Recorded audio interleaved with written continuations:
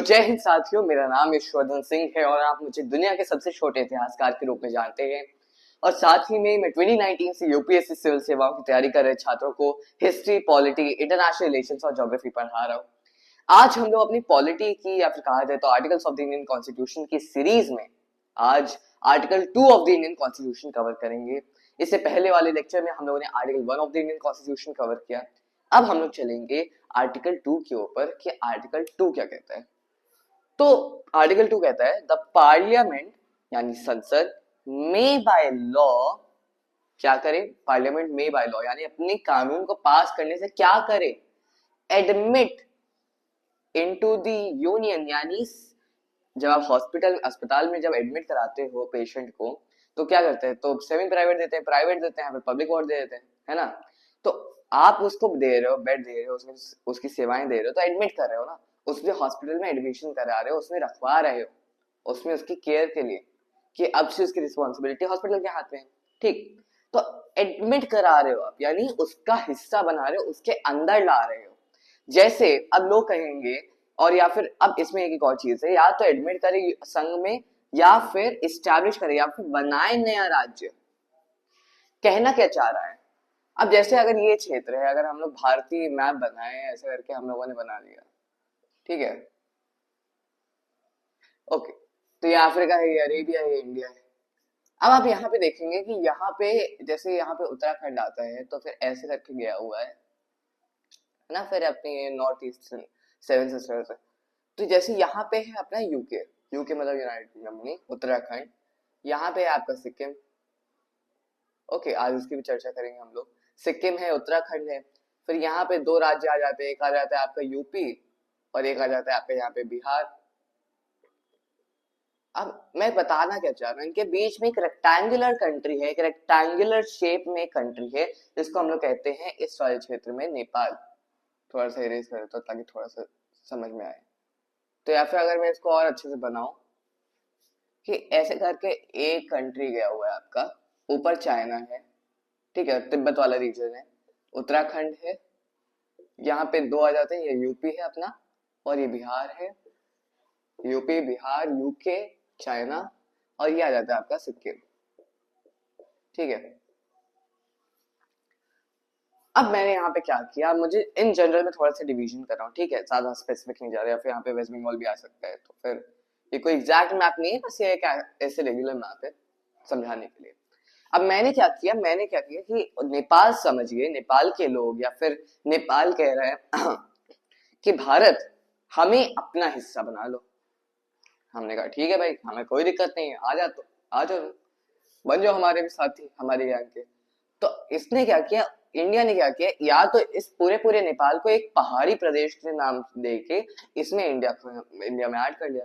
नेपाल प्रदेश, नेपाली प्रदेश, पहाड़ी प्रदेश, पहाड़ प्रदेश, जो भी नाम, तो इसको अपने भारतीय संघ बना लिया। ठीक है भाई।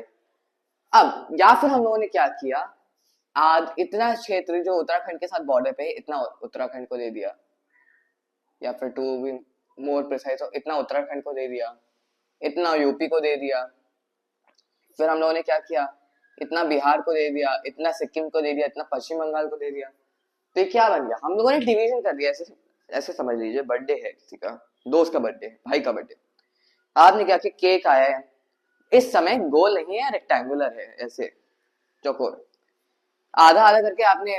अब देखिए, अलग अलग लोग हैं फैमिली में, छोटा लड़का है, ज्यादा चाह रहा है, तो थोड़ा सा क्या किया, दे दो यार, बच्चा है, ज्यादा दे दिया।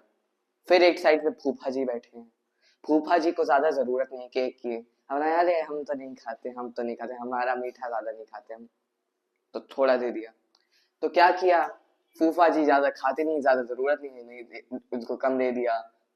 अब ये छोटा बच्चा है, इसको ज्यादा जरूरत है, थोड़ा सा नया राज्य है, पावरफुल है, डेवलपिंग है, इसको ये दे दिया। एरिया के हिसाब से डिवाइड किया ना, उसकी भी अलग स्ट्रैटेजी होती है किसको क्या देना है। तो बात वही आती है, ठीक है, हम लोगों ने ये किया। तो हम लोगों ने पहले क्या किया, अब अगर इंडिया को ये करना है तो इंडिया कर तो देगा ये, पर इन सब चीजों को काटने से लेके कुछ भी काटने पीटने एडमिट करने से पहले सबसे पहले पार्लियामेंट क्या करेगा, पार्लियामेंट पहले पास करेगा संसद में कानून। तो एक उसने पास किया लॉ, रेटिफिकेशन हो गया उसका, मतलब उसको एग्री कर लिया गया, प्रेसिडेंट ने असेंट दे दिया, ठीक हो गया। अब क्या, अब वो क्या करेगा, अब हो सकता है नेपाल के लेजिस्लेटिव असेंबली में हो, या फिर हो सकता है उसकी भी जरूरत ना पड़े कि तुम्हारे ऊपर रेफरेंडम या फिर करा सकते हैं या फिर नहीं भी करा सकते, वो उसके ऊपर है। उसके बाद आपने उसको एडमिट कर लिया। अब जब आप उसको एडमिट करिए, या तो आप उसको पूरा पूरा एडमिट कर लो, या तो आप उसको केक काट काट के दे दो, किसी को छोटा किसी को ज्यादा। तो हम लोगों ने क्या किया, इस प्रक्रिया को क्या किया हम लोगों ने, किससे किया, आर्टिकल 2 से तो किया। और एक और चीज, आर्टिकल 4 भी समझ लीजिए। आर्टिकल 4 भी मैंने, इसमें ज्यादा कुछ कॉम्प्लेक्स नहीं, एक लाइन का है, वन लाइनर है। आर्टिकल 4 ये कहता है, अनुच्छेद 4, कि अगर हम लोग आर्टिकल 2 या फिर एक और अभी आ जाता है आर्टिकल जो आपने अभी तक पढ़ा नहीं है, या फिर आर्टिकल 2 या फिर आर्टिकल 3, इन दोनों के अंदर अगर हम कुछ भी कर रहे हैं, कुछ भी कदम ले रहे हैं, तो उसको संविधान संशोधन नहीं कहा जाएगा, यानी कॉन्स्टिट्यूशनल अमेंडमेंट एक्ट नहीं कहा जाएगा प्रभु। वो एक मतलब एक ऑर्डिनरी कानून, ऑर्डिनरी कानून मतलब 50% 50% प्लस वन, 50% प्लस वन काहे को लिखा है, 50% प्लस वन इस कारण से लिखा है भाई, क्योंकि अगर 50% करोगे तो आधा आधा आ जाएगा, पास कहां से होगा, इस वजह से प्लस वन हम लोग लिखते हैं। तो 50% plus one present and voting, present and voting मतलब जो उस दिन आए थे एमपीज, 200 मान लो आए थे, है ना, तो 50% प्लस वन जिसके पास आ गया हो जाएगा, ठीक है। तो बहुत सिंपली, या फिर अगर आप संविधान संशोधन में जाओगे तो उसमें अलग अलग टाइप की मेजोरिटीज होती हैं, स्पेशल मेजोरिटीज, एब्सोल्यूट मेजोरिटीज, वो अलग अलग टाइप के आ जाते हैं, अभी मैं उस पर नहीं जा रहा हूँ, वो एक अलग टॉपिक है, उस पर अलग लेक्चर आ जाएगा, ठीक है। तो ये बहुत इजीली पास हो जाएगा, इससे ज्यादा कुछ करने की ज्यादा किचपिच नहीं है इसमें, बहुत इजीली पास हो जाएगा, ठीक है। तो आर्टिकल 4 भी हमारा इसके साथ कवर हो गया। आर्टिकल थ्रू, अब मैं थोड़ा सा इसको मिटा दूं, वरना लोग कहेंगे कि ये ज्योग्राफी की क्लास चल रही है, काहे की क्लास चल रही है। अगर सर के ऊपर से जा रहा है तो आपको मैं एक फिर से एक इजी एक्सप्लेनेशन दे देता हूँ, इस बार बहुत ज्यादा इजी रखूंगा कि एक बच्चे तक को भी समझ में आ जाए, उस टाइप के मेरे लेक्चर्स भी होते हैं, ज्यादा कॉम्प्लेक्स नहीं जाता हूँ मैं कभी भी। तो ये जैसे आर्टिकल 2 आर्टिकल 4 हम लोगों ने कर दिया, फिर आप देखेंगे कि जैसे यहाँ पे आ जाता है आपका आर्टिकल 2, हम लोग वही कर रहे हैं।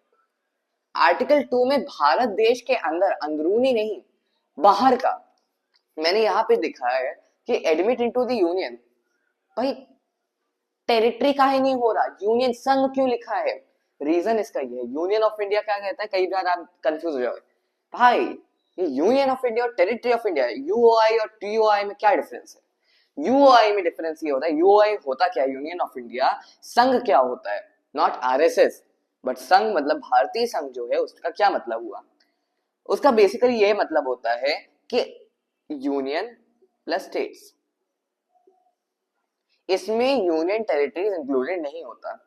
पर अगर भारत का क्षेत्र या फिर भारत की भूमि आ जाए तो union plus state plus UT, ये तीनों आ जाता है उसमें। समझे कि नहीं समझे, बहुत सिंपल है। इसमें केवल राज्यों को और संघ को हम लोग कंसीडर करें, और इसमें हम लोग राज्य संघ और राज्य मतलब संघ के अंदर जो आपके केंद्र शासित प्रदेश आ जाते हैं उसको भी इंक्लूड करें, तो टेरिटरी ऑफ इंडिया में टोटल टेरिटरी आ जाता है, यूनियन में केवल केवल संघ और आपका राज्यों का आ जाता है, मेनली राज्यों का। आर्टिकल 2 ये कहता है कि बाहर के राज्य, यानी इंडिया है ये, तो इंडिया के बाहर का, बाहर का अगर हम लोगों को कोई देश अपने में रखना है, लाना है, ठीक है, तो हम क्या करेंगे, हम मतलब अनुच्छेद 2 के अंदर अपना कानून लाएंगे। पर अगर हमें देश के अंदर ही, क्या भाई, देश के अंदर ही करना है कुछ, अब यार सॉरी, मैं फिर से माफी चाहूंगा कि यहाँ पे जगह नहीं बन पा रही है, क्योंकि हम लोगों का थोड़ा सा पढ़ाते पढ़ाते ऐसा हो जाता है कंडीशन की कुछ मिटा भी नहीं सकते, मतलब आप बाद में कहो ये कब हो गया। तो बहुत इजी सी चीज बना रहा हूँ, साथ में आर्टिकल 2, 3 और 4 साथ में कवर कर देते हैं, ज्यादा कुछ करना भी नहीं हमें। तो फिर बहुत मैं ऐसे करके एक बहुत ही ज्यादा ऐसे करके एक मैप बना दे रहा हूँ, एक उत्तर प्रदेश का ये मैप समझ लीजिए। बहुत बहुत माफी चाहूंगा उत्तर प्रदेश वासियों से, मेरी ड्राइंग स्किल्स उतने अच्छे नहीं है, माफ करिएगा। तो अगर मैंने उत्तर प्रदेश में इतना जो हिस्सा है ये क्या कर दिया, बुंदेलखंड कर दिया, इतना, यानी मैं भी पूर्वांचल से हूँ, तो पूर्वांचल वाले क्षेत्र को हम लोगों ने पूर्वी प्रदेश कर दिया, फिर भोजपुर या फिर भोजभूमि कर दिया।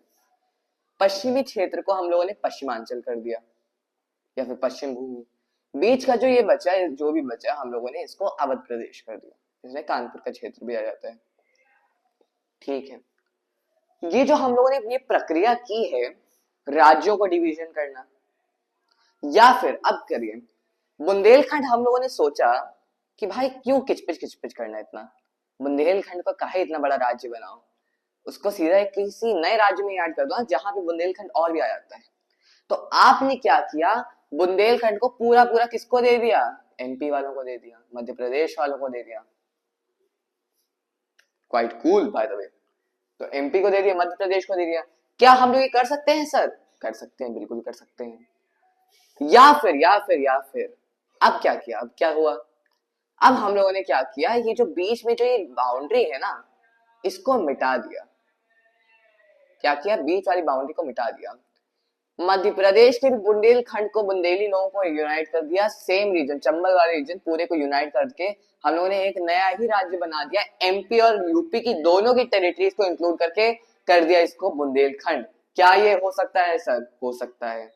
क्या हम इसको मध्य प्रदेश में ऐड कर सकते हैं? कर सकते हैं। क्या हम लोग भिंड वाले क्षेत्र को जो मध्य प्रदेश का है, क्या उसको इटावा या फिर अन्य क्षेत्रों से इंक्लूड कर सकते हैं, उत्तर प्रदेश में मिला सकते हैं? बिल्कुल कर सकते हैं। क्या हम लोग अमरकंटक के क्षेत्र को छत्तीसगढ़ में जोड़ सकते हैं? बिल्कुल जोड़ सकते हैं सर। क्या हम लोग उत्तराखंड के किसी क्षेत्र को जो थोड़ा सा बराबर वाला है, प्लेन्स वाला रीजन है उत्तराखंड का, कहीं पे भी बाय चांस अगर हो गया, तो क्या हम उससे यूपी में जोड़ सकते हैं? जोड़ सकते हैं, कोई दिक्कत नहीं। तो जितना परम्यूटेशन कॉम्बिनेशन करना है कर सकते हो भाई, कोई दिक्कत नहीं, कोई भी दिक्कत नहीं। कौन कहता है, कौन सा आर्टिकल है ये? आपका अनुच्छेद 3। किसी के एरिया को बढ़ा दो, यानी अगर आप उत्तर प्रदेश के एरिया को बढ़ा रहे हो तो किसी का घटा भी तो रहे हो, है ना। तो अगर रामू के पास 5 सेब थे, फिर श्यामू था, श्यामू के पास 6 सेब थे, तो रामू ने कहा कि भाई तुम्हारे पास तो ज्यादा है, एक सेब मुझे दे दो। तो श्यामू ने क्या किया, एक सेब दे दिया इसको। तो अब किसके पास हो गए? 6 सेब हो गए रामू के पास। तो रामू के सेब बढ़े, पर श्यामू के सेब जो है घटे भी तो वही चीज है, उत्तर प्रदेश का अगर एरिया बढ़ रहा है तो मध्य प्रदेश का घट भी तो रहा है। आप किसी दो राज्यों के दो क्षेत्रों को इंक्लूड कर सकते हो, बना सकते हो, जोड़ के पार्ट बना सकते हो एक नया। आप किसी एक राज्य के हिस्से को दूसरे राज्य में जोड़ के एक नया राज्य बना सकते हो। आप नाम बदल सकते हो, आप कुछ भी कर सकते हो। अगर आपको कुछ भी करना है, उसकी टेरिटरी को ऑल्टर करना है, कुछ भी टेरिटरी को चेंज करना है, कि बिहार के कई सारे भोजपुरी या फिर इसमें जो पूर्वी उत्तर प्रदेश के प्योरली भोजपुरिया एरिया है, जैसे आपका आजमगढ़ वाला क्षेत्र होगा, बाकी सब क्षेत्र हो गए, आपने क्या किया, एक प्योरली भोजपुरी है, तो हम लोगों ने बीच की बाउंड्री को मिटा के इसको बिहार में जोड़ दिया, इसको पूरा का पूरा ही बिहार का हिस्सा बना दिया। अब ये बिहार का एरिया बढ़ गया। कर सकते हैं सर, कर सकते हैं।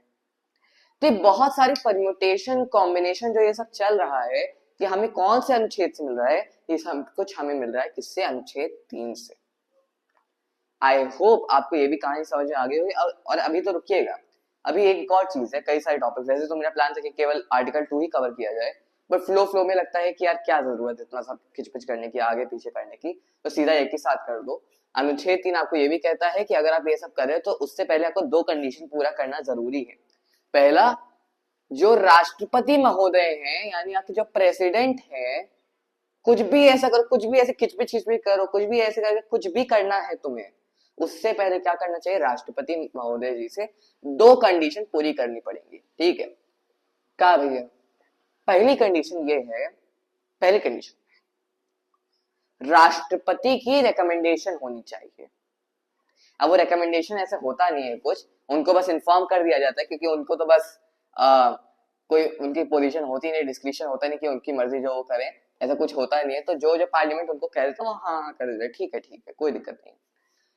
दूसरी कंडीशन क्या है, ये तो ऑब्वियसली हो ही जाएगा, सरकार मतलब संसद जो चाहे वो कर सकती है, ऐसा कुछ हो ही नहीं सकता जो चाहे और ना हो, क्योंकि वो तो supreme body, actually supreme body जो है वो मतलब पार्लियामेंट के पास है। अब कोई उसे पार्लियामेंट कहे, सरकार कहे, बात तो एक ही होती है। दूसरी कंडीशन क्या है, जो राष्ट्रपति है वो उस राज्य की जो विधानसभा है उसमें पूछेंगे, उससे पूछेंगे, उसको भेजेंगे कि क्या आप इससे एग्री करते हो। उत्तर प्रदेश ने कहा नहीं नहीं भैया, हम ये नहीं कहेंगे, हम नहीं चाहते बुंदेलखंड हमसे हटे, ये हमारे राज्य का एक बहुत अहम हिस्सा है, कह दिया। उत्तर प्रदेश ने मना कर दिया, नो नो नो, बिल्कुल नहीं भैया, बिल्कुल भी नहीं। क्या राष्ट्रपति जो ये कहा है तो इसका मतलब पूरे पूरे बिल पे, पूरे पूरे प्रोसेस पे ही नो लग जाएगा? बिल्कुल नहीं।